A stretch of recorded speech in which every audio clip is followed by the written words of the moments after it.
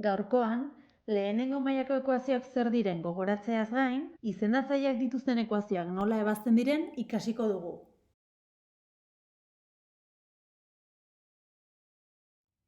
Ekuazioak letren balio batzuekin bakarrik betetzen den adierazpen algebraikoen arteko berdintza bat da. Adibidez, 3x gehi 2 berdin x gehi 4 ekuazio bat dela esango genuke. Izan ere, x berdin bat denean bakarrik betetzen da berdintza hau. Hau frogatzeko, ekuazioko isaren lekuan emandako bat hau ordezkatuko genuke. Honela geldituko litzaiguke. 3 bider bat gehi 2 berdin bat gehi 4. Berdintzaren ezkerraldean 3 bider bat 3 gehi 2 5 lortuko genuke eta berdintzaren eskuinaldean bat gehi 4 5. Ekuazio batean berdintzaren bi aldeetara dauden adierazpenei atalak deitzen zaie. Atal hauek osatzen dituzten batugai bakoitzari gaiak deitzen zaie. Ez ezagunak letra bidez adierazten dira. Kasu honetan isa erabili da, baina edozein letra erabil daiteke ez ezagunak adierazteko. Ekuazioaren soluzioak berdintza betetzeko ez ezagunaren balioa kalkulatzea izango da. Ekuazio bat lehenengo mailakoa izateko, ekuazioa osatzen duten monomiorik handiena, hau da, maila altuena duena, lehenengo mailakoa izango da. Oraintxe ikusi berri dugun ekuazio hau lehenengo mailakoa izango da, bere bi monomio handienak edo maila altuena dutenak lehenengo mailakoak direlako.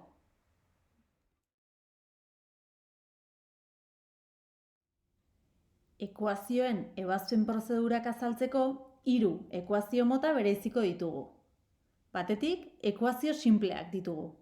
Ekuazio sinpleetan ez ditugu ez parentesiak, ez da zatikiak ere hauetan aurkituko. Adibidez, 8x ken 4 gehi x berdin 5, ekuazio sinple bat izango da. Parentesiak dituzten ekuazioak, ekuazioan zehar parentesiak dituzten ekuazioak izango dira. Adibidez, 2 bider parentesi artean 3x ken 1, ken 5x berdin, 5 ken parentesi artean, 3x gehi 11.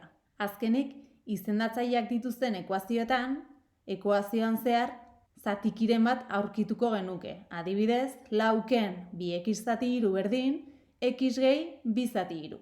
Jarraian, ekuazio mota hauetako bakoitza ebazteko ze pauso edo prozedura jarraitu behar dugun ikasiko dugu.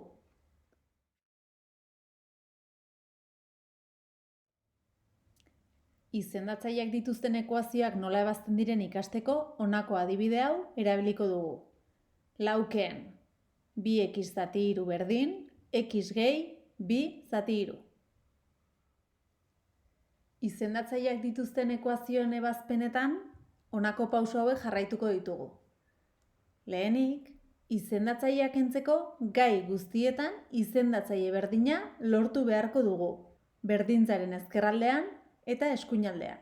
Hori egin ahal izateko, zenbaki bat zatiki bihurtzeko izendatzailean bat adierazten da. Ondoren, izendatzailean dauzkagun zenbakien MKT egin beharko dugu.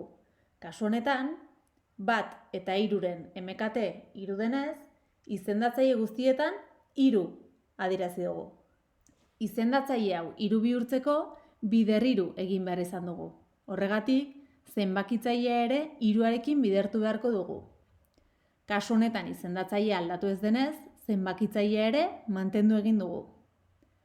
Zatiki honetan, izendatzailea bider 3 egin behar izan dugu izendatzaile berrira egokitzeko, beraz, zenbakitzailea ere 3arekin bidertu beharko dugu. Azken zatikia ere, dagoen moduan gelditzen denez, mantendu egingo genuke. Behin berdintzaren bi aldeetan izendatzaile guztiak berdinak lortu ditugunean, hauek kenduko ditugu. Gure ekuazioa modu honetan geldituko zaigu. 4 bider 3, 12. Ken 2x, berdin 3 bider x, 3x, gehi 2. Bigarren pausoan, parentesiak baleude, hauek kentzeko beharrezko eraiketak egin beharko genituzke. Gure adibidean parentesirik ez daukagunez, hurrengo pausora pasako ginake. 3. pausoan berdintzaren alde bakoitzeko eraiketak egingo ditugu. Horretarako, antzeko monomioen arteko batuketak eta kenketak soilik egin ahalko ditugu. Gure adibidean, pauso hau ere egin ezin dugunez, hurrengo pausora pasako ginake. Laugarren pausoan, gai askeak berdintzaren alde batera pasako ditugu eta ez ezagunak beste aldera. Kasu honetan, gai askeak berdintzaren ezkerraldera pasatzea erabaki dugu eta ez ezagunak eskuinaldera. Aurreko bideoan ikusi genuen moduan, gaiak alde batetik bestera pasatzerako orduan gogoratu beti aurkako eraiketaz adierazi beharko ditugula. 12 ezkerraldean mantenduko dugu eta 2 positiboa denez alde honetan ezkerraldera ekartzerako orduan negatibo bihurtu dugu, 3x berdintzaren eskuinaldean mantendu dugunez ez dugu aldaketarik adieraziko. Aldiz, -2x berdintzaren ezkerraldetik eskuinaldera ekarri ahal izateko zeinua aldatuko diogu. 5. pausoan berdintzaren alde bakoitzean eraiketak egingo ditugu. 12 ken 2, 10. 3x gehi 2x, 5x. 6. pausoan aldagaia bakarrik utziko dugu. Horretarako, aldagaiak aurretik duen zenbakia bidertzen duenez, beste aldera pasatzerako orduan aurkako eraiketarekin adieraziko dugu. Zatitzen. 10 zati 5, 2. X berdin 2 izango da ekuazio honen ebazpena. 6. pausoan, ebazpenean lortutako emaitza konprobatu beharko dugu. Horretarako, ez ezagunaren lekuan lortutako emaitza ordezkatu beharko dugu. Zatikien arteko eraiketak ekidin nahi ditugun kasuan, 2. pausoan lortutako ekuazioan ordezkatuko genuke gure emaitza. Modu honetan geldituko litzaiguke. 12 ken 2 bider 2 berdin 3 bider 2 gehi 2. Orain, alde bakoitzean eraiketa egin beharko dugu. 2 bider 2 lau dela adieraziz eta 3 bider 2 6 dela adieraziz. 12 ken lau 8, 6 gehi 2, 8. Berdintzaren bi aldetan lortutako emaitza berdina denez, ebazpena zuzena dela esango genuke.